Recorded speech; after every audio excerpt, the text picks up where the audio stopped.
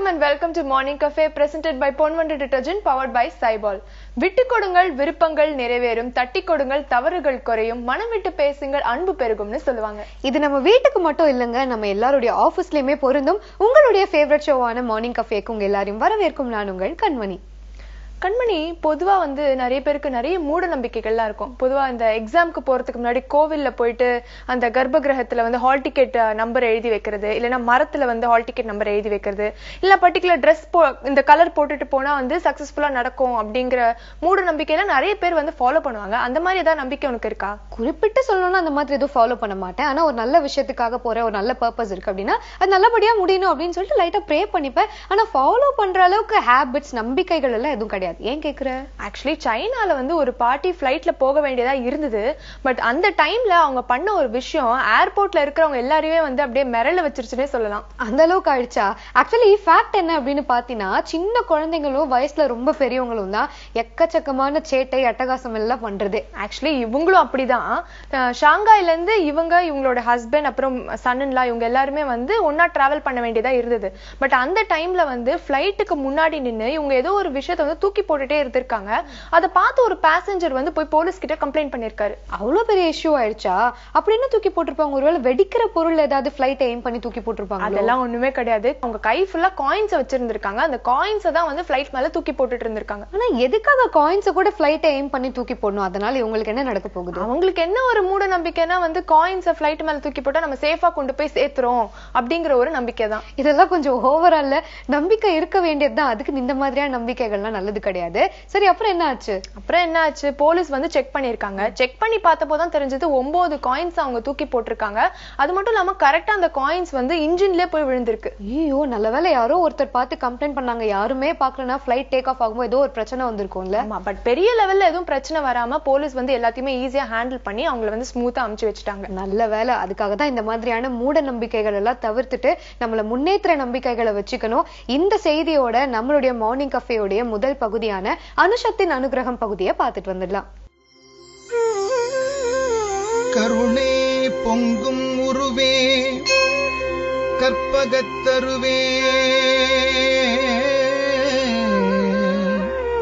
காஞ்சி நகர் உரையும் காமகோட்டி குருவே காமகோட்டி குருவே காமகோட்டி குருவே சந்திரனின் கொழுமை ஒத்த சந்திரசேகர திருவே இந்திராதி தேவர்களும் இணையுமக்கில்லையே காத்து என்றும் அருள வேண்டும் கருணை கடலே காஞ்சியின் கருணை கடலே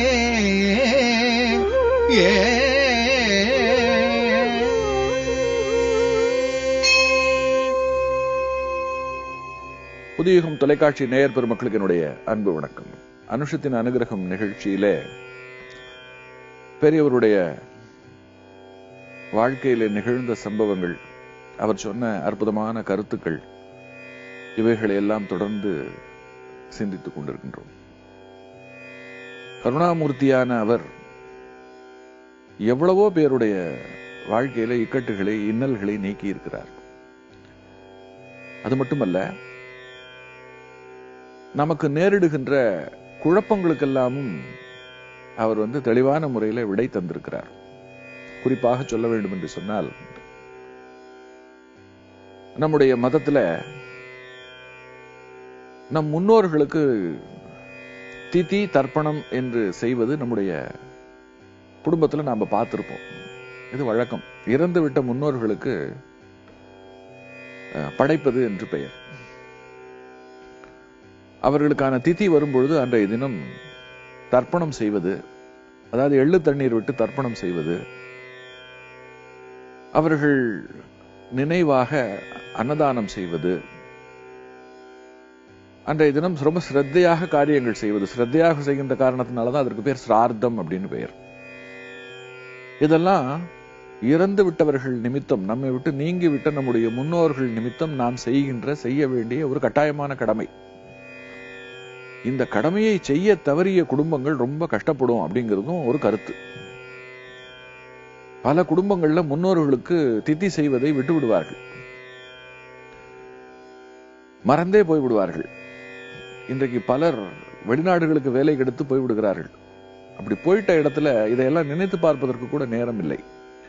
உள்ளூர்லேயே கூட பலர் ஸ்டேட் விட்டு ஸ்டேட், தமிழ்நாட்டில் இருக்கக்கூடிய ஒருத்தர் மும்பைக்கு போய் வேலை செய்வதும் கல்கத்தா போய் வேலை செய்வதும் இன்றைக்கு சாதாரணம். அப்படி இடம் மாறி பிழைக்க வேண்டிய ஒரு கட்டாயமும் கூட இந்த காலகட்டத்தில். இதை போன்ற பயணங்களால், இதை போன்ற மாறுபாடுகளால், ஏன் உள்ளூரில் இருக்கின்றவர்களே கூட இன்றைக்கு பலர் இந்த காரியங்களை எல்லாம் மறந்து விட்டார்கள். அவர்களுக்கு சொல்லி வழிகாட்டுவதற்கு ஆள் இல்லை. அந்த குடும்பம் கஷ்டப்படும் பொழுது அவர்கள் ஜாதகத்தை எடுத்துக்கொண்டு ஜோசியர்கிட்ட போனா ஜோசியர் சொல்லுவார், உங்க முன்னோர்களை எல்லாம் மறந்து விட்டீர்கள், அவர்களுடைய சோபம், அவர்களுடைய சாபம், அவர்களுடைய கோபம் தான் உங்கள் குடும்பத்துல கஷ்டமாக ஆட்டி கொண்டிருக்கிறது. அதனால ராமேஸ்வரத்துக்கு போய் அவர்களுக்கு உரிய தர்ப்பணத்தை செய்து அவர்களுக்கு எள்ளுப்பிண்டம் போடுங்கள், அவர்கள் திருப்தி அடைந்தால் உங்கள் குடும்பம் நன்றாக இருக்கும் என்று ஜோதிடர்கள் சொல்லலாம், நம்ம கேட்டிருக்கோம். இப்படி இந்த விஷயத்திற்கு பின்னால மாறுபட்ட சில கருத்துக்களும் உண்டு. உதாரணத்துக்கு, இந்த உலகத்துல கடவுள் இல்லை என்று சொல்லுகின்றவர்கள், விஞ்ஞானம் பேசுகின்றவர்கள், இந்த திதி தர்ப்பணம் போன்றவைகள் எல்லாம் ரொம்ப ஒரு அலங்கார சடங்கு, இவைகளில் எந்த பொருளும் இல்லை என்று ஒரு கருத்து கொண்டிருக்கிறார்கள். அவர்கள் கேட்கிறார்கள், எங்கோ இறந்து விண்ணகத்திற்கு போய்விட்டதாக சொல்லப்படுகின்றவர்களுக்கு நாம இங்க விடுகிற எள்ளும் நீரும் அங்க போய் சேருமா? இது என்ன வேடிக்கையா இருக்குது, நாம இங்க தலையில கீழே விடுறோம், அவ்வளவும் வீணாக போகிறது, ஆனால் இது அவர்களுக்கு போகிறது என்று எதை வைத்து எடுத்துக்கொள்வது என்று ஒரு கேள்வி. இப்படி ஒரு கேள்வியை பெரியவர்கிட்ட ஒருத்தர் கேட்கிறார். அவர் சொல்றார், என்னுடைய பையனே இந்த கேள்வியை கேட்டான், தாத்தாவுக்கு எள்ளும் தண்ணியும் விடுறேன்னு சொல்ற, ஆனா எள்ளும் தண்ணி இங்கதான் விடுற, தாத்தா இதை எப்படி எடுத்துக்கொள்ள முடியும் என்று கேட்டான். எனக்கு அவனுக்கு என்ன பதில் சொல்றதுன்னு தெரியல பெரியவரே என்று சொல்லும் பொழுது பெரியவர் சொல்லுகிறார், தபால் ஆபீஸுக்கு போய் நாம் ஒருவருக்கு மணி ஆர்டர் செய்யறோம், அதற்கான பணத்தை அங்க இருக்கிற கவுண்டர்ல அங்க கட்டுறோம், நாம் கட்டுகிற அதே பணமா உரியவருக்கு போகிறது. இங்கே பெற்றுக்கொண்ட இவர் நமக்கு ரசீது கொடுத்துட்டு உரியவருக்கு தந்தி மூலமாக இங்கே பணம் பெற்றுக்கொள்ளப்பட்ட தகவலை நாம் எந்த முகவரிக்கு அனுப்புகிறோமோ அந்த முகவரிக்கு உரிய தபால் ஆபீஸுக்கு தெரியப்படுத்துகிறார். அந்த தபால் ஆபீஸில் இருக்கின்றவர் அங்கே தனக்கு கிடைக்கிற அந்த பணத்தை வைத்துக் கொண்டு நாம் யாருக்கு அனுப்ப வேண்டும் என்று சொன்னோமோ நினைத்தோமோ அவரிடம் கொண்டு போய் சேர்க்கிறார். எப்படி இங்கே கட்டின பணம் அங்கே போய் சேர்கிறது, அது போல நாம் இங்கு விடுகின்ற எள்ளும் நீரும் மாறி தேவர்கள் மூலமாக அவர்களுக்கு அங்கே சென்று சேருகிறது. இதை இப்படித்தான் பொருள் கொள்ள வேண்டும், இதுவே போவதாக நாம் அர்த்தப்படுத்திக் கொள்ளக்கூடாது என்று மணியாளர் அனுப்புகின்ற முறையை சொல்லி நமக்கு புரிதலுக்காக, நம் வாழ்க்கையில நம்ம பார்க்கிற ஒரு விஷயத்தை வைத்தே நமக்கு சொல்லி புரிய வைக்கிறது அப்படிங்கிறது எப்பேற்பட்ட ஒரு விஷயம். இப்ப கேட்ட கேள்வி தான், இங்க கட்டுற அதே பணமா அங்க போறது, அதே போல இந்த ஜலம் அங்கே போகவில்லை என்று சொன்னாலும் இங்கே நாம் சிரத்தையோடு செய்துவிட்ட இந்த விஷயத்தை விண்ணகத்தில் இருக்கக்கூடிய தேவர்கள் பார்த்து கொண்டிருக்கிறார்கள். அவர்கள் இந்த கடமையை, நம்முடைய கடமையை ஏற்றுக்கொண்டு பதிலுக்கு நம்முடைய முன்னோர்களுக்கு என்ன செய்யணுமோ அதை கொண்டு போய் செய்து விடுகிறார்கள் என்று ரொம்ப அழகாக பெரியவர் அவர்கள் ஒரு விளக்கம் கொடுத்திருக்கார். அது மட்டுமல்ல, இன்னொரு கேள்வியும் உண்டு. ஒரு வெள்ளைக்கார பெண்மணி பெரியவரை சந்திக்க வருகிறார். பெரியவரோடு பேசிக் கொண்டிருக்கும் பொழுது அந்த பெண்மணியிடம் நிறைய சந்தேகங்கள். அந்த பெண்மணி கேட்கிறாள், கடவுள் அன்பே வடிவானவர், கருணை மயமானவர், ஆனால் உங்கள் மதத்தில் இருக்கக்கூடிய கடவுளர்கள் எல்லாம் கையில ஆயுதங்களோடு இருக்கிறார்களே, ஏன் என்று கேட்க உடனே அவர் சொல்றார், போர்க்களத்தில் இருக்கக்கூடிய ராணுவ வீரன் கையில் கூட துப்பாக்கி இருக்கிறது, அதை பார்க்கும் பொழுது நமக்கு பயம் வருமா அல்லது அதை பார்க்கும் பொழுது நமக்கு சந்தோஷம் வருமா என்று கேட்கிறார். அதாவது ஒரு கொலைகாரனிடம் கத்தி இருந்தால் அது நமக்கு பயத்தை தரும், அதுவே ஒரு போர் வீரனிடம் இருக்கும் பொழுது அது நம்மை காப்பதற்காக இருக்கிறது, நாம் அச்சப்பட தேவையில்லை என்கின்ற ஒரு தைரியம் வரும். அதனால கடவுளருடைய உருவங்களும் சரி, அந்த கருவிகளும் சரி, நான் இருக்கிறேன், அச்சப்படாதே, துஷ்ட சக்திகளிடமிருந்து நான் உன்னை காப்பாற்றுவேன், நீ என்னுடைய திருவடிகளை பற்றி கொண்டு விட்டாய், உனக்கு எந்த விதமான துன்பமும் வராது, நான் இருக்கிறேன் என்று சொல்லுவதை போன்றது அது என்று அந்த கேள்விக்கு பதில் சொன்ன உடனே அந்த பெண்மணி தொடர்ந்து சொல்லுகிறார்கள், எங்கள் மதத்துல நாங்கள் கடவுளிடம் மன்னிப்பு கேட்டு விட்டால் அவர் எங்களை மன்னித்து விடுகிறார், அதற்கு பிறகு எங்களுக்கு சொர்க்கத்தில் தான் இடம், அதனால எங்கள் மதத்தினுடைய கருத்துப்படி நரகத்துல ஒருத்தர் கூட கிடையாது, ஏன்னா நாங்க எல்லாருடைய பாவங்களையும் அவர் மன்னித்து எங்களுக்கு சொர்க்கத்தை தந்து விடுகிறார், எங்கள் கருணை மிகுந்த கடவுள் எங்களுக்கு சொர்க்கத்தை தருபவராக இருக்கிறார், ஆனால் உங்களில் அப்படி இல்லையே, ஏன் இத்தனை சொர்க்கம் நரகம் என்றெல்லாம் சொல்லப்படுகிறதே என்று கேட்கும் பொழுது பெரியவர் சொல்றார், இந்த கேள்விக்கு நான் விடை தர வேண்டும் என்று சொன்னால் அதற்கு முன்பு நீங்கள் ஒரு காரியத்தை செய்ய வேண்டும் என்று சொல்லி அந்த பெண்மணியை ஒரு பிரசவ ஆஸ்பத்திரிக்கு அனுப்பி ஒரு நாள் இருந்து கவனித்து விட்டு வர சொல்லுகிறார்.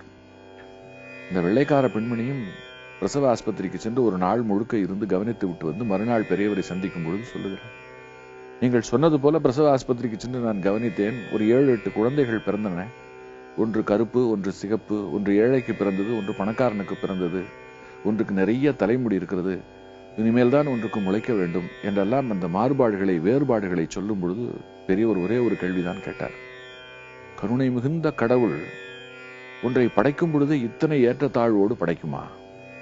கருணை மிகுந்தவர் தான் கடவுள், அதனால் எனக்கு மாற்று கருத்து கிடையாது, அவருடைய சிருஷ்டி தான் நாம், அதிலும் எனக்கு மாற்று கருத்து கிடையாது, என்றால் இவ்வளவு ஏற்றத்தாழ்வோடா ஒரு பிறப்பு இருக்கும் என்று கேட்ட மாத்திரத்துல அந்த பெண்மணியிடம் திகைப்பு, பெரியவர் ஏதோ பெரிதாக சொல்ல வருகிறார் என்று.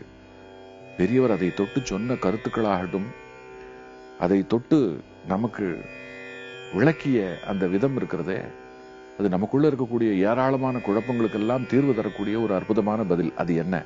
தொடர்ந்து சிந்திப்போம். கண்மணி, எனக்கு ஒரு ஃப்ரெண்ட் இருந்தா, அவளுக்கு பயங்கரமான மூட நம்பிக்கை. அவகிட்ட ஒரு இங்க் பென் இருந்தது, அந்த இங்க் பென்ல தான் அவ எக்ஸாம் எழுதுவா, அதுல எழுதினாதான் பாஸ் ஆவாங்கிற ஒரு நம்பிக்கை அவக்குள்ள இருந்தது. காலேஜ் வரைக்கும் பார்த்தனா அதே இங்க் பென் தான் யூஸ் பண்ணிட்டு இருந்தா. ஆக்சுவலி நம்பிக்கை இருக்க வேண்டியதுதான், ஆனா இந்த பெண்ணால எழுதினாதான் நான் பாஸ் ஆவேன் அப்படிங்கிறது அப்படி பாத்தீங்கன்னா நம்ம படிச்சு ப்ரிப்பேர் பண்ணதுக்குலாம் அர்த்தமே கிடையாதுல்ல. பெண் மேல வைக்கிற நம்பிக்கையை அவங்க மேல வச்சிருந்தா அவங்க இன்னும் கூட நல்லா பெர்ஃபார்ம் பண்ணிருந்திருக்கலாம். இந்த மாதிரி மூட நம்பிக்கைகள் எல்லாம் விட்டுட்டு நம்மளுடைய முயற்சி தான் ரொம்ப முக்கியம் அப்படிங்கறத நம்ம உணரணும். இதே மாதிரி இன்னும் பல சுவாரஸ்யமான விஷயங்கள் பத்தி நம்ம மார்னிங் கஃபேல தொடர்ந்து பேசலாம். அதுக்கு முன்னாடி ஒரு சின்ன பிரேக் எடுத்துக்கலாம். இது உங்கள் morning cafe. Welcome back to morning cafe. Swathi, Forbes பத்திரிகை ஒவ்வொரு வருஷமும் உலகத்திலேயே சிறந்த 5 மனிதர்கள் யாரு அப்படிங்கிற ஒரு லிஸ்ட வெளியிடுவாங்க. சமீபத்துல தான் இந்த வருஷத்துக்கான லிஸ்ட வெளியிட்டு இருக்காங்க. சூப்பர். அப்ப இந்த வருஷம் டாப் 5 பொசிஷன்ல யாரெல்லாம் இருக்காங்கன்னு சொல்லு. அத நான் உங்ககிட்ட கேட்கலான்னு வந்தா நீ என்ன கேக்குறியா? உனக்கு தெரிஞ்சிருந்தா நீ வேணா கெஸ் பண்ண யாரெல்லாம் அந்த டாப் 5 லிஸ்ட்ல வருவாங்கன்னு. கண்டிப்பா எனக்கு தெரிஞ்சு அமெரிக்கால இருந்து யாரா ஒருத்தவங்க கண்டிப்பா இருப்பாங்க. கரெக்ட். அதுக்கப்புறம் நம்ம கண்ட்ரில இருந்து யாராவது இருந்தா நல்லா இருக்கும் நான் ஆசைப்படுறேன். சரி, இப்ப நானே சொல்லிடுறேன். 5வது இடத்தை பிடிச்சிருக்கவர் யாரு அப்படின்னு பாத்தீங்கன்னா சைனாவுடைய ஜனாதிபதி ஜி ஜின்பிங். அதை தொடர்ந்து 3வது இடத்தை பிடிச்சிருக்கவரு 4வது இடத்தை பத்தி சொல்லவே இல்லையே. அதை நான் அப்புறமா சொல்றேன். 3வது இடத்தை பிடிச்சிருக்கிறவர் யாரு அப்படின்னு பாத்தீங்கன்னா அமெரிக்காவுடைய முன்னாள் ஜனாதிபதி பராக் ஒபாமா. நீ சொன்ன மாதிரி அமெரிக்கால இருந்து ஒருத்தர் வந்துட்டாரா. அதை தொடர்ந்து 2வது இடத்தை பிடிச்சிருக்கிறவங்க ஜெர்மனியுடைய சான்சலர் ஏஞ்சலா. இவங்க மட்டும்தான் இந்த 5 பேர்ல ஒரே ஒரு பெண். சரி, இதெல்லாம் சொல்லிட்ட, முக்கியமா முதல் இடத்தை யாரு பிடிச்சிருக்கான்னு சொல்லவே இல்லையே. அதான் சொல்ல வந்தேன். முதல் இடத்தை பிடிச்சிருக்கிறவர் யாரு அப்படின்னு பாத்தீங்கன்னா ரஷ்யா நாட்டினுடைய ஜனாதிபதி விளாடிமிர் புட்டின். அப்போ நம்ம ஊர்ல இருந்து இந்த டாப் 5 பொசிஷன்ல யாருமே இல்லைன்னு நினைக்கிறேன். சரி, அட்லீஸ்ட் அந்த 4th பொசிஷன்லயாவது யாரு இருக்கான்னு சொல்லு. எஸ், இது வரைக்கும் அந்த 4 பேருமே பாத்தீங்கன்னா அரசியல் தலைவர்கள் இல்லையா. ஆனா இந்த 4வது இடத்தை பிடிச்சிருக்கிறவரு மத தலைவர். ஓ, மத தலைவர்னு அப்ப கண்டிப்பா போப்பா தான் இருக்கும்னு நினைக்கிறேன். ஒரு சூப்பரான இன்ஃபர்மேஷன் சொல்லியிருக்கேன். சோ இந்த நியூஸோட அடுத்ததா நம்ம யோகாசனம் பகுதியை பார்த்துட்டு வந்துடலாம்.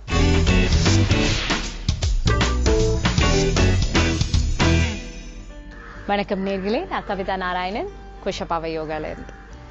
ஆசனாஸ் ஒன்னொன்னும் பண்ணும்போது நிறைய தடவை நான் சொல்றேன், வார்ம் அப்ஸ் ரொம்பவே முக்கியம். வார்ம் அப்ஸ் எவ்வளவு முக்கியமோ உங்களோட பாடியில அது அந்த ஹீட்டை ஜென்ரேட் பண்ணும்போது நீங்க எந்த ஆசனா ட்ரை பண்ணாலும் அது உங்களோட தசைகளுக்கு பாதிப்பு கொடுக்காத மாதிரி தான் செய்யும். இன்னைக்கு பார்க்க போற நம்ம ஒரு வார்ம் அப்பும் அப்படிதான். ஷோல்டருக்கும் உங்க கழுத்து பகுதிக்கும் இதே ரொம்பவே ஹெல்ப்ஃபுல்லா இருக்கும். நிறைய பேர் என்ன பண்ணுவாங்கன்னா உங்க கழுத்தை இன்டர்லாக் இப்படி பண்ணிப்பாங்க. இப்படி இந்த மாதிரி இப்படி பண்ணிக்கிட்டு மேல முன்னாடி சைடுல இப்படி ஓபன் அப் பண்ணி நம்ம பிராக்டிஸ் பண்ணணும். இதே ஷோல்டருக்கு பண்ணணும்னா உங்க ஷோல்டர்ல இப்படி பிடிச்சுக்கலாம். இப்படி ஷோல்டர் பிளேட்ஸை பிடிச்சி மெதுவா அந்த எல்போஸை மேல பண்ணி தலைய மேல பண்ணி உங்க மார்பு பகுதியை கொஞ்சம் முன்னாடி தள்ளுனா உங்களோட பேக்ல ஒரு வார்ம் அப் ஃபீலிங் வரும். இதுல மூச்சு உள்ள வெளியே, மூச்சு உள்ள வெளியே, இந்த மாதிரி பிராக்டிஸ் பண்ணி மெதுவா நீங்க கீழே இறக்கலாம். அகைன் சொல்றேன், உங்களோட ஷோல்டர் கப்ஸ் மேல கையை வச்சுக்கிட்டு மெதுவா போய் உங்க தலையை மேல பண்ணி மார்பு பகுதியை கொஞ்சம் முன்னாடி தள்ளுனீங்கன்னா மூச்சு உள்ள வெளியே. அந்த மாதிரி பிராக்டிஸ் பண்ணிட்டு மெதுவா நீங்க உங்களோட ஷோல்டர் பிளேட்ஸை நீங்க இறக்கிடலாம். இந்த மாதிரி நீங்க பிராக்டிஸ் பண்ணலாம். இப்போ பார்க்க போறது ஒரு ஆசனா. Asana is ashwasanchalan variation. அஸ்வனா ஹார்ஸ். ஸோ ஹார்ஸ் போஸோட ஒரு வேரியேஷன். இந்த வேரியேஷன் எதுக்கு ஹெல்ப் ஆகும்? உங்களோட நெக், உங்களோட பேக் போன், உங்களோட ஹாம்ஸ்ட்ரிங் ஸ்ட்ரெச்சஸ்க்கு இது ரொம்பவே நல்லது. பிளஸ் இதுல இருக்கிறதுனால உங்க கோர் ஸ்ட்ரென்த்தை பில்ட் பண்றதுக்கு இது ரொம்பவே ஹெல்ப்ஃபுல் ஆகும். ஸோ மசில் ஸ்ட்ரென்த்தை இன்க்ரீஸ் பண்றதுக்கு அஸ்வசஞ்சாலனா வேரியேஷன்ஸ் ரொம்பவே ஹெல்ப்ஃபுல்லா இருக்கும். ஸோ இப்போ நம்ம அஸ்வசஞ்சாலனா வேரியேஷன் எப்படி பண்ணலாம்னுட்டு பார்க்கலாம். ஃபர்ஸ்ட், உங்களோட பொசிஷன். நீங்க உங்க பொசிஷன்ல இருக்கும்போது நீங்க பாருங்க உங்க பொசிஷன் எப்படி இருக்குன்னு. உங்களோட லெஃப்ட் காலை பின்னாடி எடுத்து வச்சு நீங்க உங்களோட நீயை வச்சு நீங்க அவுட் பண்றீங்க. இந்த மாதிரி பண்ணும்போது பாருங்க உங்க மார்பு பகுதி உங்களோட செஸ்ட் உங்களோட தைஸ்ல கரெக்டா ஃபிக்ஸ் ஆயிருக்கு. இந்த மாதிரி இருக்கும்போது உங்க கைகள் உங்க கால் எல்லாமே ஒரே லைன்ல இருக்கும். முன்னாடி நீங்க பாப்பீங்க. அந்த மாதிரி பார்க்கும்போது உங்களோட ரைட் கையை எடுத்து இங்க நமஸ்தே இப்படி வச்சு நீங்க உங்களோட ஃபோர் ஹெடை இப்படி தள்ளுவீங்க. இந்த மாதிரி தள்ளும்போது உங்களோட பெல்விஸ் போர்ஷன்ல நிறைய ஒர்க் அவுட் ஆகும். மூச்சு உள்ள வெளியே, மூச்சு உள்ள வெளியே. இந்த மாதிரி பண்ணும்போது இந்த காலோட தசைகள் நகர்ந்து போகுது.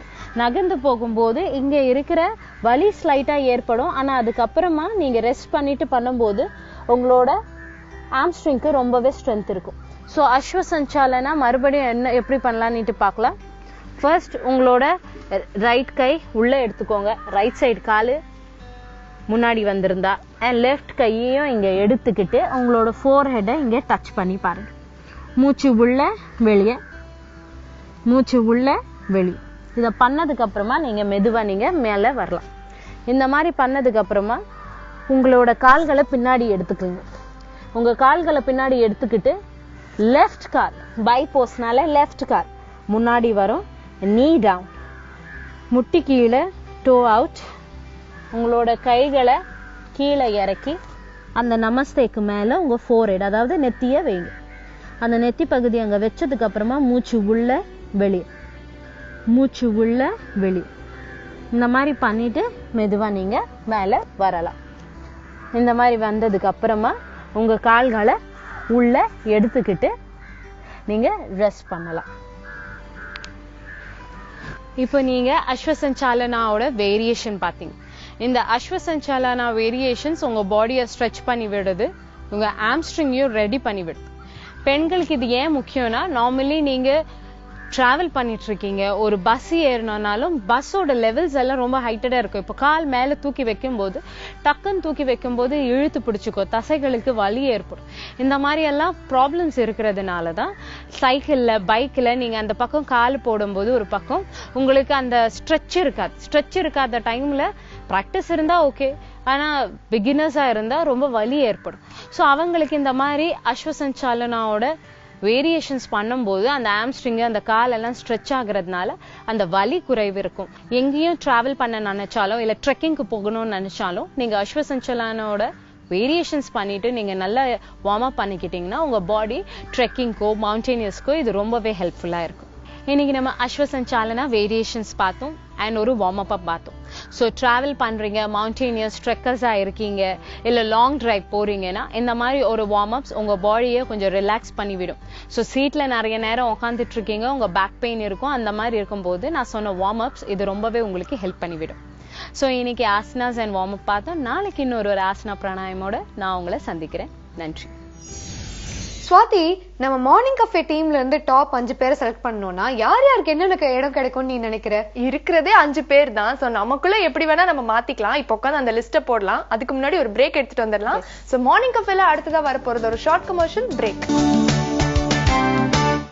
Welcome back to morning cafe. Swathi, இன்னைக்கு காலையிலேயே ரொம்ப பரபரப்பான ஒரு விஷயம் நடந்துச்சு. நீ சொல்றது பார்த்தா ஏதோ பயங்கரமான விஷயம் நடந்திருக்கு போல இருக்கே. என்னாச்சு? பயங்கரம்னு சொல்ல முடியாது. யூஸ்வலா போற மாதிரி இன்னைக்கும் ஜாகிங் கிளம்பி போயிருந்தேன்.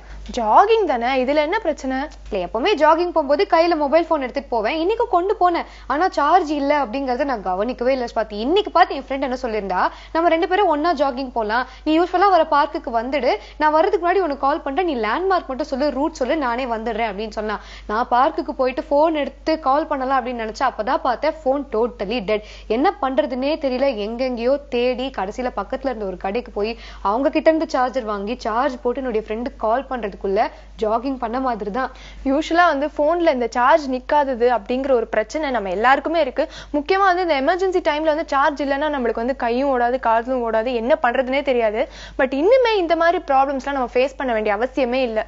இனிமே இந்த மாதிரி பிரச்சனையே வராதுன்னு எப்படி இவ்வளவு ஸ்ட்ராங்கா சொல்ற நீ? ஆக்சுவலா கலிபோர்னியா யூனிவர்சிட்டியை சேர்ந்த ரிசர்ச் சயின்டிஸ்ட் எல்லாருமே சேர்ந்து இதுக்கான ஒரு சூப்பர் சொல்யூஷன் கண்டுபிடிச்சிருக்காங்க. வாவ், அது என்ன நான் கெஸ் பண்ணிட்டேன். 1 மாசத்துக்கு சார்ஜ் நிக்கிற மாதிரியான பேட்டரி கண்டுபிடிச்சிருக்காங்க. அதெல்லாம் இல்ல, நம்மளோட வேர்வையில இருந்தே வந்து நம்மளுடைய போனை வந்து சார்ஜ் பண்ணிக்க முடியும் அப்படிங்கிற ஒரு டெக்னாலஜியை தான் கண்டுபிடிச்சிருக்காங்க. நம்ம ஹியூமன் பாடி ஸ்வெட்ல இருந்தா ரொம்ப வித்தியாசமான ஒரு கண்டுபிடிப்பா இருக்கு. எஸ், ரொம்பவே வித்தியாசமான கண்டுபிடிப்பு தான். அதாவது நம்ம பாடியில இருந்து வர ஸ்வெட் இருக்குல்ல, அதுல இருக்கிற என்சைம்ஸ் மூலமாவே எலக்ட்ரானிக் டிவைசஸை சார்ஜ் பண்ணிக்கலாம் அப்படிங்கிற ஒரு டெக்னாலஜியை கண்டுபிடிச்சிருக்காங்க. சோ இதனால நம்ம ஜஸ்ட் வாக் பண்ணாலே போதும், நம்மளோட போன் வந்து சார்ஜ் ஆயிடும். சூப்பர்ல, ரொம்ப இன்னோவேட்டிவான ஒரு கண்டுபிடிப்பா இருக்கு. ஆமா, அது மட்டும் இல்லாம இந்த டெக்னாலஜி மூலமா நம்மளோட உடம்ப கூட, நம்மளோட ஹெல்த் கூட நம்ம செக் பண்ணிக்கலாம் அப்படிங்கிற ஒரு விஷயத்தை கண்டுபிடிச்சிருக்காங்க. வாவ், 2 in 1 போல இருக்கே. சூப்பரான இன்ஃபர்மேஷன் கொடுத்திருக்க. இந்த இன்ஃபர்மேஷனோட நம்ம அடுத்த பகுதியை பார்த்துட்டு வந்துடலாம்.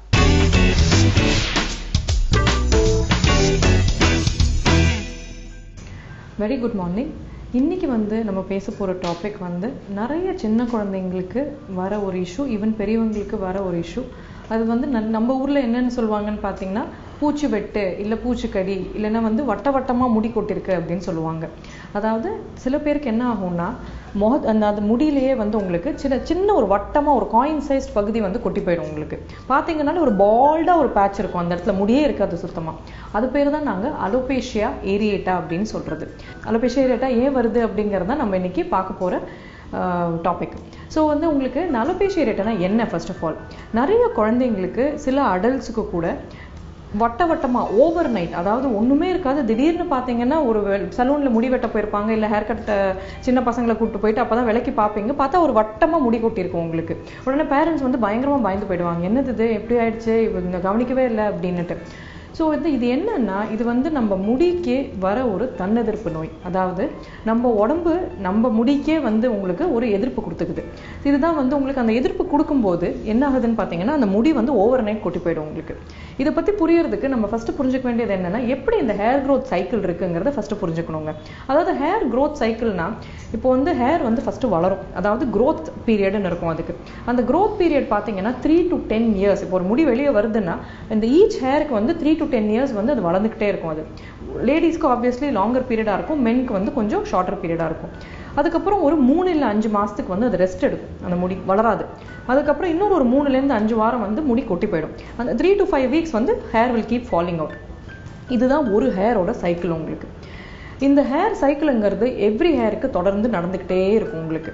At any point of time நம்ம ஸ்கேல்பில் இருக்கிற எல்லா முடியும் எடுத்தீங்கன்னா 80% வந்து க்ரோத்தில் தான் இருக்கும், 20% தான் வந்து ஒரு ஃபாலிங் ஃபேஸில் இருக்கும் உங்களுக்கு.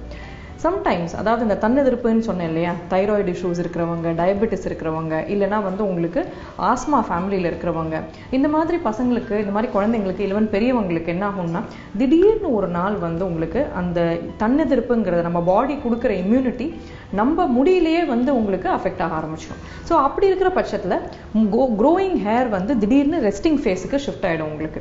ஸோ அந்த முடி அப்படியே நின்று கொட்டி அந்த ரெஸ்டிங் ஃபேஸ்க்கு வந்துடும் உங்களுக்கு, இல்லைன்னா ஃபாலிங் ஃபேஸ்க்கு போயிடுது உங்களுக்கு. இருக்கு. இதுதான் வந்து அலோபேஷியா ஏரியேட்டாங்கிற பிரச்சனை. அதனாலதான் வட்ட வட்டமா முடி கொட்டுது. இது வந்து உங்களுக்கு எஸ்பெஷலி சின்ன குழந்தைங்களுக்கு வந்து என்ன ப்ராப்ளம்னா, சம்டைம்ஸ் வந்து டான்சல்ஸ்ல வந்து growth இருக்கிறது, இல்ல அடினாய்டுன்னு வந்து தொண்டையில growth இருக்கிறது, இல்லைன்னா வந்து காது மூக்கு தொண்டையில வந்து வேற ஏதாவது இன்ஃபெக்ஷன் இருக்கும், இல்லைன்னா வந்து ஒரு சொத்தப்பல் அதிகமா இருக்கும். இந்த மாதிரி இருக்கிற பசங்களுக்கு கூட வந்து உங்களுக்கு ஒரு ரியாக்ஷனா அந்த முடி வந்து அஃபெக்ட் ஆயிடுது, அந்த முடி கொட்டி போயிடுது உங்களுக்கு. ஸோ இந்த இஷ்யூஸ்னால நிறைய பேரண்ட்ஸ் வந்து ரொம்ப டிப்ரெஸ் ஆயிடுவாங்க. ஏன்னா இந்த அலோபேஷியா ஏரியேட்டாங்கிறது மோஸ்ட்லி பார்த்தீங்கன்னா 3 to 6 months டைம்ல வந்து முடி தானே வளர்ந்துரும். அதாவது அந்த இம்யூன் அட்டாக் வந்து குறைஞ்ச உடனே முடி தானே வளர ஆரம்பிச்சிடும் திருப்பி. பட் சில குழந்தைங்களுக்கு, அதாவது வந்து ஈவன் சில பெரியவங்களுக்கு எப்போ வந்து உங்களுக்கு சிவியரா இருக்கோ, ஃபுல் ஹேருமே கொட்டி போற சான்ஸ் இருக்கு. அதாவது என்டையர் ஸ்கேல்ப் வந்து பால்ட் ஆயிடும் உங்களுக்கு. இதுக்கும் மேல வந்து உங்களுக்கு ஃபுல்லா வந்து உடம்புல இருக்கிற எல்லா முடியுமே கொட்டி போற கூட சான்ஸ் இருக்கு.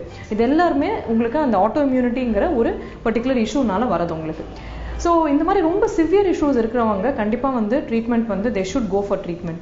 மைல்டா ஒரு பால்ட் பேட்ச் இருக்கிறது, you can wait for some time. அந்த வெயிட் பண்றது சம்டைம்ஸ் ஆனே வளர்ந்துருது அப்படிங்கிற பட்சத்தை நீங்க விட்டுடலாம்.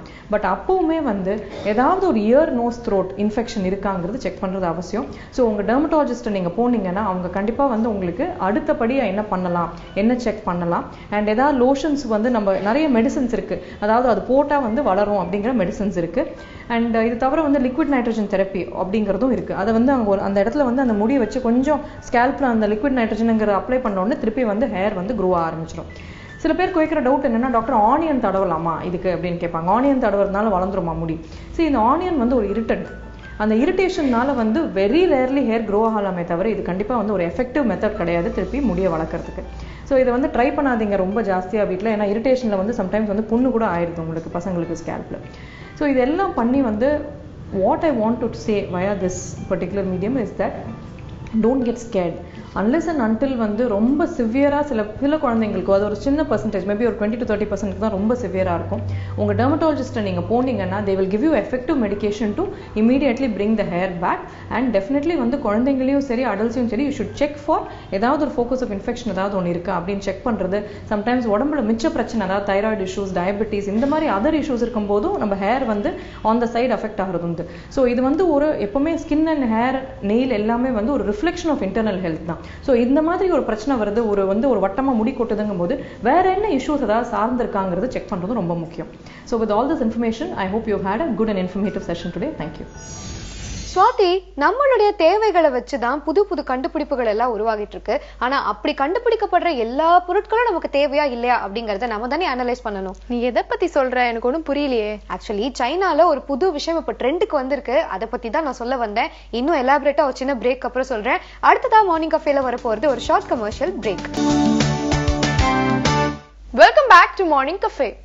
கண்மணி, பிரேக்குக்கு முன்னாடி சைனாவில் நடக்கிற ஒரு இன்சிடென்ட் பத்தி சொல்றேன்னு சொன்னீங்க, என்னது? ஆக்சுவலி இப்போ ஃபேஷன் அப்படிங்கிற பேர்ல நிறைய புது புது விஷயங்களை வந்து ஃபாலோ பண்ணிட்டு இருக்காங்க. அப்படி வித்தியாசமான ஒரு ஸ்டைல தான் சைனால ஃபாலோ பண்ணிட்டு இருக்காங்க. அதை பத்தி தான் சொல்ல வந்தேன். ஆல்ரெடி வந்து கண்ட இடத்துல கடுக்கன் மாட்டிக்கிறது, அதுக்கப்புறம் டாட்டூ வரையறதுன்னு ஏகப்பட்டது வந்துருச்சு. இதுக்கப்புறம் என்ன இருக்கு? எஸ், நான் சொல்ல வந்ததுக்கும் டாட்டூக்கும் கூட சம்பந்தம் இருக்கு. நான் சொல்ல வந்தது என்ன அப்படின்னு பாத்தீங்கன்னா தையல் டாட்டூ பத்தி. தையல் டாட்டூவா? நார்மல் டாட்டூ கேள்விப்பட்டிருக்கேன். இது என்ன தையல் டாட்டூ? அதாவது இப்போ உனக்கு ஒரு டிசைன் பிடிச்சிருக்கு அப்படின்னு அவங்க கிட்ட போய் கொடுத்தேன்னு வச்சுக்கோயேன், அந்த டிசைனை அப்படியே உன்னுடைய உடம்புல அவங்க தச்சு விட்டுருவாங்களாம். அதுதான் தையல் டாட்டூ. நார்மலா டாட்டூ போடும் போதே பயங்கரமா வலிக்கும். இதுல வந்து ஸ்டிச் பண்றாங்க அப்படின்னா பெயின் அதிகமா இருக்கும்ல? ரொம்ப ஜாஸ்தியா இருக்கும். இருந்தாலும் பெயினை விட நமக்கு ஃபேஸ்புக்ல இல்ல சோசியல் மீடியால வந்து லைக்ஸ் ஜாஸ்தி கிடைக்கும் அப்படிங்கிறதுக்காகவே அந்த பெயின் எல்லாம் பேர் பண்ணிக்கிட்டு அந்த தையல் டாட்டூ போட்டுக்கிறாங்கன்னா பாத்துக்கோயேன். பாவம், சோசியல் மீடியாக்காக என்னெல்லாம் பண்றாங்க. இவங்களே ஒரு ட்ரெண்டை செட் பண்ணிக்கிறாங்க போல இருக்கு. சரி, இந்த மாதிரி பண்றதுனால எதுவும் ப்ராப்ளம் வராதா ஸ்கின்ல? நிறைய ப்ராப்ளம் வரும், நிறைய ஹெல்த் இஷ்யூஸ் வரும். இதனால பாத்தீங்கன்னா பாக்டீரியா, வைரஸ் இன்ஃபெக்ஷன்ஸ் வருது. அது மட்டும் இல்லாம நம்மளுடைய ரத்தத்துல விஷம் கலக்கிறதுக்கான ஆபத்து கூட இருக்காம். அதனாலதான் சைனா கவர்மெண்ட் இப்ப என்ன பண்றாங்க, இந்த மாதிரியான தையல் டாட்டூ எல்லாம் யாருக்குமே நல்லது கிடையாது, உடல் நலத்துக்கு வந்து கேடு விளைவிக்கக்கூடியது. சோ இதை யாரும் நீங்க வந்து ஃபாலோ பண்ணாதீங்க அப்படின்னு அறிவிப்பு கொடுத்துட்டே இருக்காங்க. இவ்ளோ அவேர்னஸ் கொடுத்தும் அங்க யாரும் கேட்கலையா? இல்ல ஸ்வாதி, இல்ல இன்னொரு மோசமான விஷயம் என்ன அப்படின்னு பாத்தீங்கன்னா, அந்த தையல் டாட்டூவை இன்னும் அழகா காமிச்சுக்கணும், இன்னும் அழகுபடுத்தணும் அப்படிங்கிறதுக்காக கலர் நூல் எல்லாம் யூஸ் பண்றாங்களா. அதுலயே மணி பீட்ஸ் எல்லாம் வர கோத்துக்கிறாங்கன்னா பாத்துக்கோயேன். ஆக்சுவலி அழகு ஆபத்தானதுன்னு சொன்னாங்க. ஒரு வகையில வந்து ரொம்ப கரெக்டான ஒரு விஷயம் தான். சரி, இந்த நியூஸோட அடுத்ததா சின்னஞ்சிறு உலகம் பகுதி காத்துக்கிட்டு இருக்கு. அதை பார்த்துட்டு வந்துடலாம்.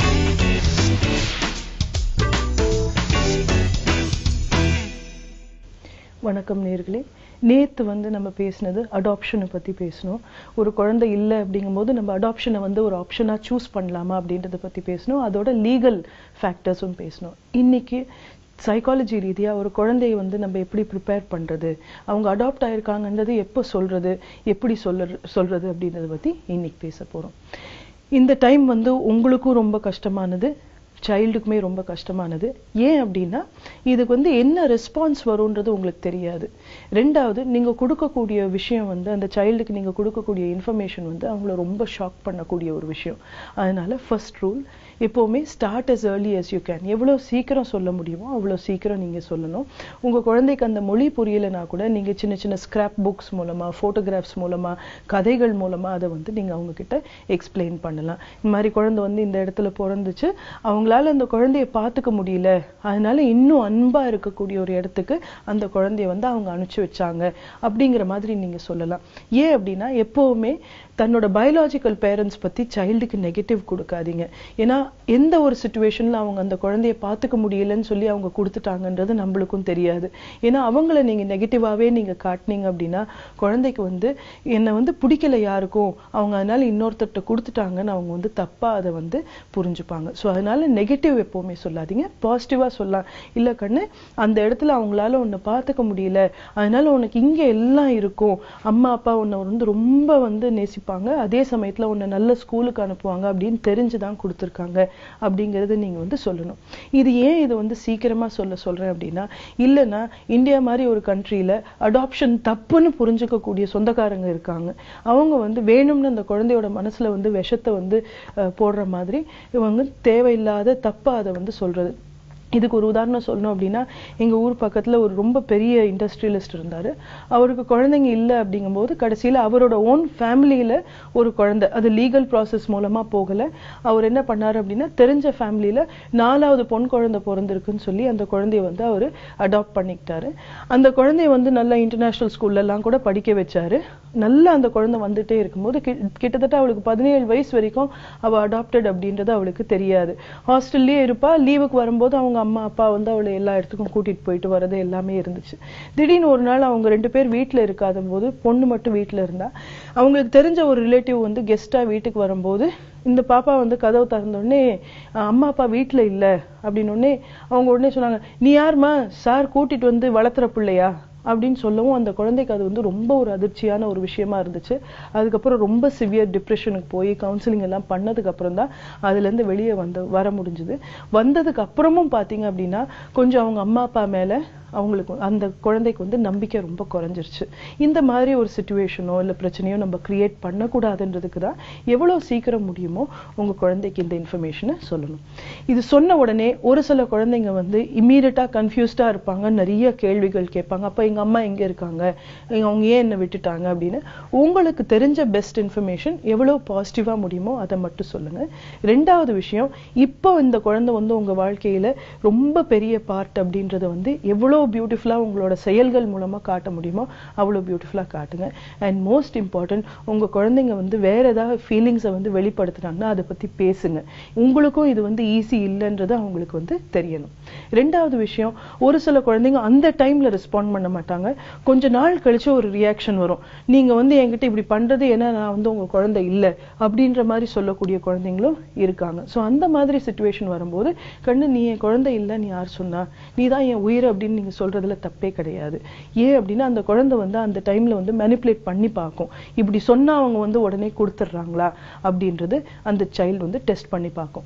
இங்கேதான் பெற்றோர்களா நம்மளோட ஆட்டிடியூட் ரொம்ப முக்கியம். ஏன் அப்படின்னா நம்மளே இதை மூடி மறைக்கிறோம் அப்படின்னா குழந்தை வந்து இது ஏதோ ஒரு தப்பான செயல் செஞ்சுட்டாங்க, ஒரு கிரிமினல் ஆக்டிவிட்டி செஞ்சுட்டாங்கன்னு சொல்லி அவங்களாலையுமே வந்து அடாப்ஷன் ஈஸியா அக்செப்ட் பண்ண முடியாது. அவங்களுக்கும் அடாப்ட் ஆயிருக்கோன்ற குற்ற உணர்வு வந்துடும். அடாப்ஷன் மாதிரி அழகான செயல் கிடையாது. அதை வந்து நீங்க எவ்வளவு பியூட்டிஃபுல்லா சைல்டுக்கு நீங்க எக்ஸ்பிரஸ் பண்ணி ஆக்ஷன்ஸ்ல காட்டுறீங்களோ அவ்வளோ நல்லது. மோஸ்ட் இம்பார்ட்டன்ட், ஒரு சில குழந்தைங்க வந்து கோவப்பட்டு இதுல உங்ககிட்ட பேசாமல்லாம் கூட இருக்கலாம். இது ஸ்லைட்லி ஓல்டர் சில்ட்ரன் கிட்ட நீங்க எதிர்பார்க்கலாம். அந்த மாதிரி ஆங்கர் ரெஸ்பான்ஸ் வந்தது அப்படின்னா அந்த கோபத்தை சாதாரணமா வெளிப்படுத்துறதுக்கு உண்டான வாய்ப்புகள் கொடுங்க. ஆனா நீங்க நீங்களும் திரும்ப கோவப்பட்டு அந்த குழந்தைகிட்ட வெறுப்பெல்லாம் காட்டாதீங்க. அந்த டைம்ல அந்த குழந்தைக்கு ஆதரவா இருங்க. யாரா இருந்தாலுமே இந்த மாதிரி ஒரு இன்ஃபர்மேஷன் கிடைக்கும் போது அவங்களுக்கு அதுக்கு என்ன ரெஸ்பாண்ட் பண்ணணும்ன்றது அவங்களுக்கு தெரியாது. நேரடியா பிரெயின்ல அதெல்லாம் செட் ஆயிருக்காது. அதனால இந்த புது இன்ஃபர்மேஷன் குழந்தை வாங்கிக்கும் போது அவங்களோட ரெஸ்பான்ஸ் எவ்வளவு கஷ்டமான ஒரு விஷயமா இருந்தாலும் அதை நீட்டா நீங்க ஹேண்டில் பண்றதுக்கு உங்களை தயார்படுத்திக்கங்க. மோஸ்ட் இம்பார்ட்டன்ட், இது ஒன் டைம் தான் நீங்க பேச போறீங்க. அதுக்கப்புறம் வரக்கூடிய கேள்விகள் தான் நீங்க பதில் சொல்ல போறீங்க. அதனால இந்த டைம் பெஸ்ட் டைமா யூஸ் பண்ணுங்க. அந்த டைம்ல நடுவுல ஒரு போன் வருது, வேற ஒரு ஒர்க் வருது, அந்த மாதிரி எல்லாம் செஞ்சிடாதீங்க. ஏன்னா அந்த டைம்ல ஏற்கனவே நீங்க குழந்தைகிட்ட கொடுக்கக்கூடிய விஷயம் உன்னை ஒருத்தர் பார்த்துக்க முடியலன்னு கொடுத்துட்டாங்க அப்படின்னு நீங்க சொல்லக்கூடிய டைம்ல போய் அந்த டைம்ல ஒரு 2 போன் எடுத்துட்டு தான் அப்புறம் பேசுறேன் அப்படின்ற மாதிரிலாம் பண்ணீங்க அப்படின்னா அந்த குழந்தை என்ன நினைச்சுக்கோன்னா இவங்களுக்கும் என்ன பிடிக்கல, இவங்களும் என்னைக்காவது என்ன விட்டுருவாங்க அப்படின்ற ஒரு பயம் ரொம்ப அதிகமா பதிவாயிடும். மோஸ்ட் இம்பார்ட்டன்ட் ஸ்டெப், இந்த அடாப்ஷன் அப்படின்றது நீங்க செஞ்சிருக்கிறது உங்களோட நல்லதுக்கும் சரி குழந்தையோட நல்லதுக்கும் சரி ரொம்ப அவசியமானது. அதனால அது அந்த ஆட்டிடியூடோட ட்ரீட் பண்ணுங்க. இதை சந்தோஷப்படுங்க. மோஸ்ட் இம்பார்ட்டன்ட், அடாப்ட் ஆன சைல்டுக்கு செக்யூரிட்டி அப்படின்றது கண்டிப்பா தேவை இருக்கும். அது நீங்க அன்பால மட்டும்தான் செய்ய முடியும், பொருளால செய்ய முடியாது. அதனால அடாப்ட் பண்ணிருந்தீங்கன்னா சைல்டோட நிறைய டைம் ஸ்பெண்ட் பண்ணுங்க. ஸ்பெஷலா இந்த இன்ஃபர்மேஷன் சொன்னதுக்கு அப்புறம் அவங்களோட நிறைய டைம் ஸ்பெண்ட் பண்ணி அவங்கள செக்யூரா ஃபீல் பண்ண வைங்க. அன்பு எப்பவுமே எனக்கு இங்க இருக்கும், இந்த இடத்துல எனக்கு எல்லாமே கிடைக்கும் அப்படிங்கிறது அவங்களுக்கு நல்ல செட் ஆகுற மாதிரி உங்களோட செயல்கள் இருக்கட்டும். அடாப்ஷன் பண்ணும்போது நீங்களும் உங்களை ப்ரிப்பேர் பண்ணிக்கோங்க, சைல்டும் ப்ரிப்பேர் பண்ணிக்கோங்க. மோஸ்ட் இம்பார்ட்டன்ட், சைல்டை செக்யூரா ஃபீல் பண்றதுக்கு செயல்கள் மாத்திக்கங்க. மீண்டும் நாளைக்கு சந்திக்கலாம். ஸ்வாதி, அழகுங்கிறது நம்ம பாக்குற விதத்துல தான் இருக்குல்ல.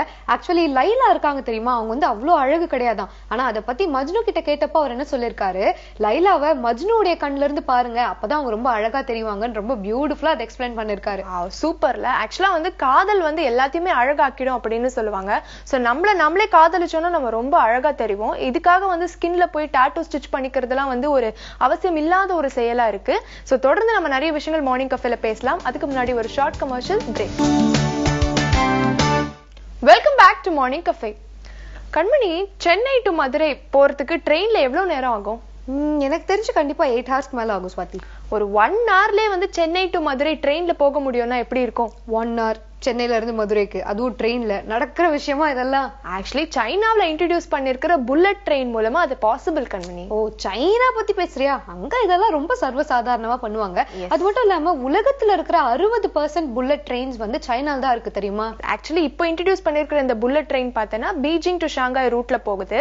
இதோட பெரிய ஸ்பெஷாலிட்டி என்னன்னா 1400 கிலோமீட்டர்ஸ் 5 ஹார்ஸ்ல கவர் பண்ணிடுதான். சூப்பர்ல. ஆக்சுவலி சைனால பாப்புலேஷன் ஜாஸ்தி, அந்த மாதிரியான நெருக்கடி மறுபடியும் டிரான்ஸ்போர்ட் சிஸ்டம்லயும் வந்துற போது அப்படிங்கறதால தான் புதுசா நிறைய கண்டுபிடிச்சிட்டே இருக்காங்கன்னு நினைக்கிறேன். ஆமா, இந்த ட்ரெயினோட முக்கியமான ஹைலைட் என்ன தெரியுமா? இது எவ்வளவு ஸ்பீட்ல போனாலுமே ரொம்ப சேஃப்டியா இருக்கா. ஏன்னா எல்லாமே ஆட்டோமேட்டடா இருக்கிறதுனால அந்த சேஃப்டிக்கு எந்த ஒரு ப்ராப்ளமும் இல்ல அப்படின்னு சொல்றாங்க. சூப்பர்ல. ஆக்சுவலி நம்ம ஊர்ல இப்பதான் மெட்ரோ ரயிலே வந்திருக்கு. இதை தொடர்ந்து அடுத்ததா புல்லட் ட்ரெயின் சீக்கிரமா வந்துடும் அப்படிங்கிற நம்பிக்கை இருக்கு. இந்த செய்தியோட நம்ம அடுத்ததா அவ்வை சொன்ன மொழியாம் பகுதியை பார்த்துட்டு வந்துடலாம்.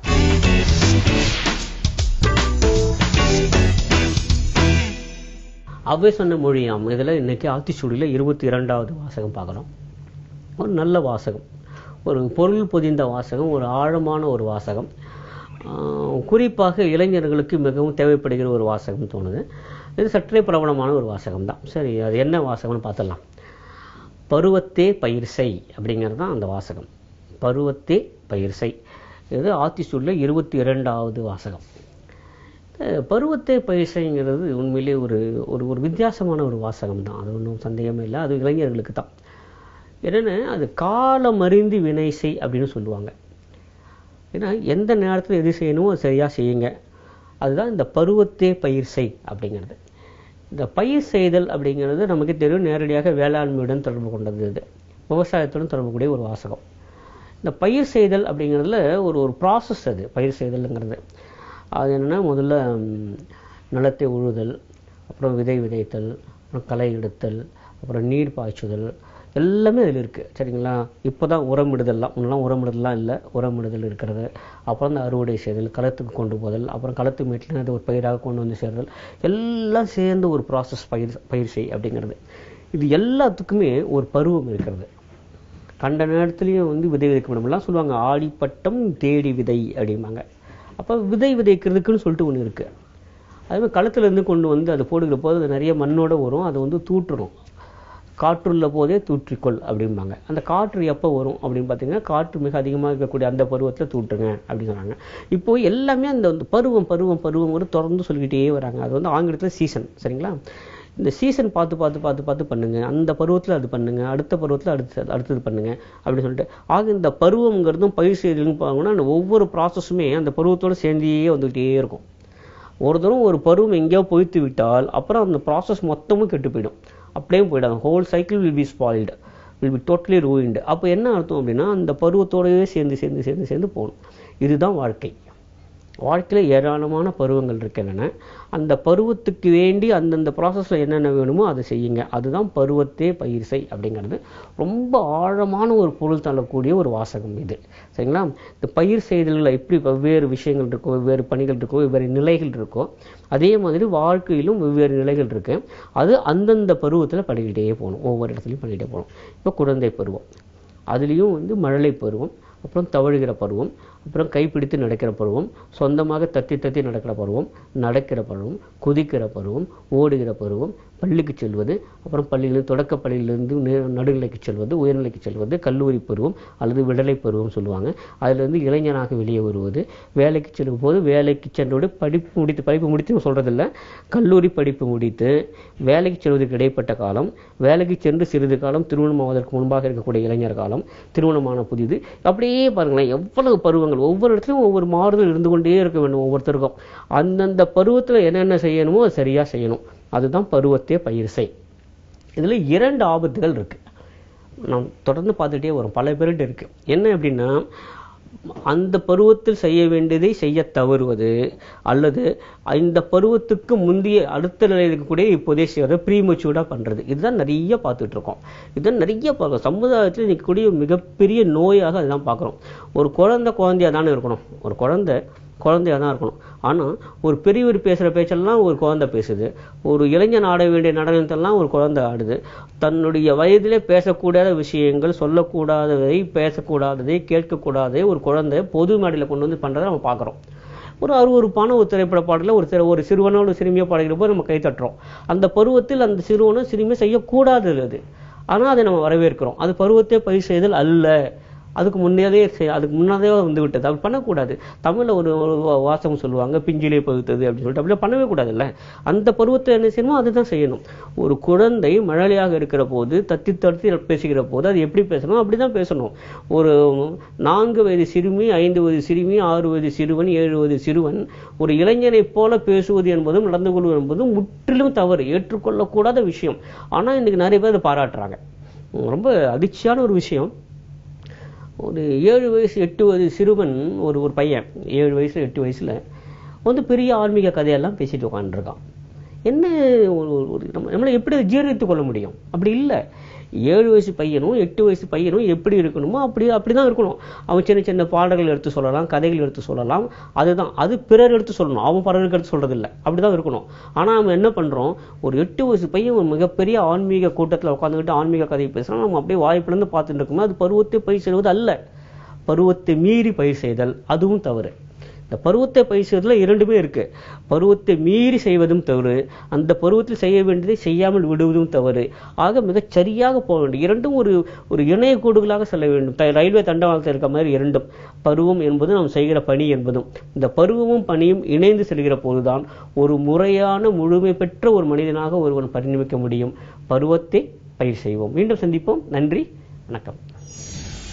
இன்னைக்கு நம்ம மார்னிங் கஃபேல வழக்கம் போல நிறைய சுவாரஸ்யமான பகுதிகள் பார்த்தோம். அதெல்லாமே பார்த்து நீங்க எல்லாரும் என்ஜாய் பண்ணிருப்பீங்கன்னு நாங்க நம்புறோம். இதே மாதிரி அடுத்த மார்னிங் கஃபே நிகழ்ச்சியில உங்களை வந்து சந்திக்கும் வரை உங்களிடமிருந்து விடைபெறுவது ஸ்வாதிஷ்டா மற்றும் கண்மணி. இது உங்கள் morning cafe, presented by Ponvandu detergent, powered by Saibol.